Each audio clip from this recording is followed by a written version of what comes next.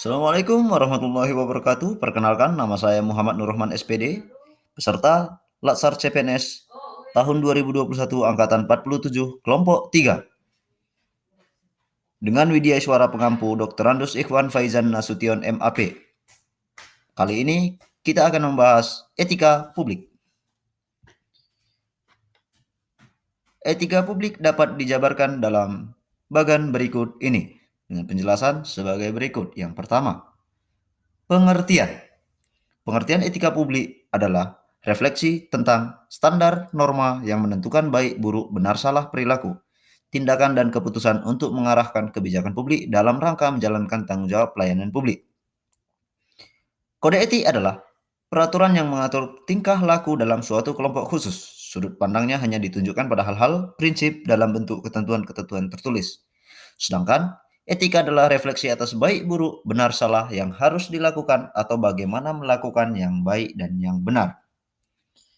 Nilai-nilai dasar etika publik yang harus dilaksanakan oleh aparatur sipil negara diantaranya adalah memegang teguh ideologi Pancasila, setia dan mempertahankan Undang-Undang Dasar 1945 dan pemerintahan yang sah, mengabdi pada negara dan rakyat Indonesia, menjalankan tugas secara profesional dan tidak berpihak, membuat keputusan berdasarkan prinsip keahlian, menciptakan lingkungan kerja yang non-diskriminatif, memelihara dan menjunjung tinggi standar dan etika luhur, mempertanggungjawabkan tindakan dan kinerjanya kepada publik, memiliki kemampuan dalam melaksanakan kebijakan dan program pemerintah, memberikan layanan kepada publik secara jujur, tanggap, cepat, tepat, akurat, berdaya guna, berhasil guna, dan santun.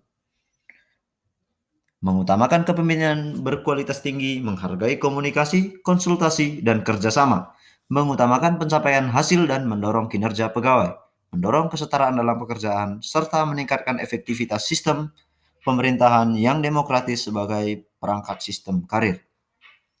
Sedangkan kode etik dan kode perilaku yang harus dijunjung tinggi oleh ASN, diantaranya adalah melaksanakan tugas secara jujur, bertanggung jawab, dan berintegritas tinggi, melaksanakan tugasnya secara cermat dan disiplin, melaksanakan tugas sesuai dengan peraturan perundang-undangan yang berlaku, melayani dengan sikap hormat, sopan, dan tanpa tekanan, menjaga kerahasiaan yang menyangkut kebijakan negara, menggunakan kekayaan dan barang milik negara secara bertanggung jawab, efektif, dan efisien, memberikan informasi secara benar dan tidak menyesatkan kepada pihak lain yang memerlukan informasi terkait kepentingan kedinasan, tidak menyalahgunakan informasi terkait kepentingan kedinasan, tidak menyalahgunakan informasi intern negara, tugas, status, kekuasaan, dan jabatannya untuk mendapatkan atau mencari keuntungan pribadi atau golongan, melaksanakan tugas sesuai dengan perintah atasan sejauh tidak bertentangan dengan peraturan perundang-undangan dan etika pemerintahan, menjaga agar tidak terjadi konflik kepentingan dalam melaksanakan tugasnya, memegang teguh nilai-nilai dasar ASN dan selalu menjaga reputasi dan integritas ASN,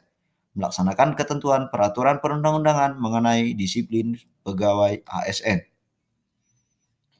Kode etik dan perilaku pejabat publik atau dimensi etika publik dapat dibagi menjadi 3 hal, yaitu dimensi kualitas pelayanan publik, dimensi integritas pelayanan publik, dan dimensi modalitas.